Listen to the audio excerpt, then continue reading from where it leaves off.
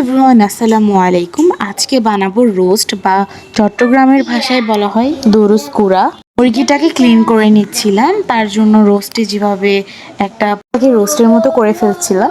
তো এই মুরগিটা কিন্তু আমি ফার্স্টে ভালো করে ক্লিন করে নেওয়ার পর হালকা করে কেটে নিয়েছি। মুরগির পা, ঘিলা আর কলিজাগুলোকে আমি আলাদা করে সিদ্ধ করে ফেলবো প্রথমে মাংসটাকে মশলা দিয়ে, তারপর আমি এটাকে তেলে ভাজবো। তো এবার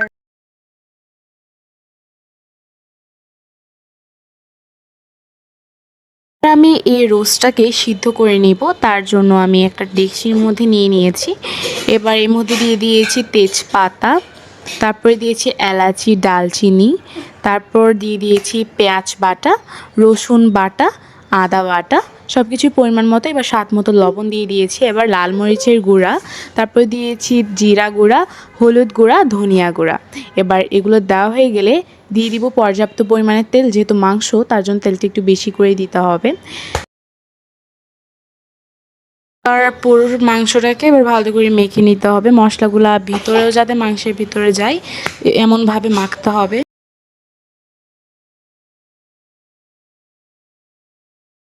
এবার আমি এখানে পানি দিয়ে দিচ্ছি, যেহেতু আমি এটা সিদ্ধ করব। পানিটা দিয়ে দেওয়ার হয়ে গেলে এবার পানির সাথে একটু করে মিক্স করে নিয়ে এটাকে আমি ঢাকনা দিয়ে চুলার উপর তুলে দিব। এটা কিন্তু সিদ্ধ হতে দিতে হবে যতক্ষণ মাংসটা সিদ্ধ হবে। এরপরে কিন্তু এটাকে আমরা ফ্রাই করব। দেখতে পাচ্ছেন মাংসটা সিদ্ধ হয়ে আসছে।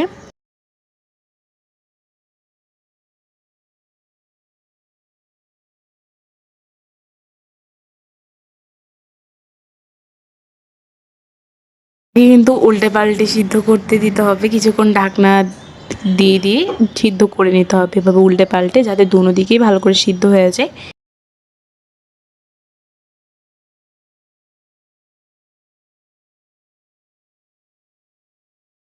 এবার সিদ্ধ হয়ে গেলে একটা কড়াইয়ের মধ্যে তেল দিয়ে তেলটাকে গরম করে রোস্টটাকে ভালো করে উল্টে পাল্টে ভেজে নিতে হবে।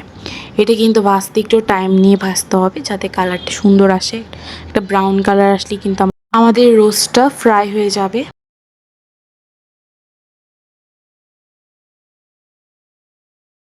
আমি কিন্তু উপরের পার্টটা লাল করেছি তেল দিয়ে দিয়ে।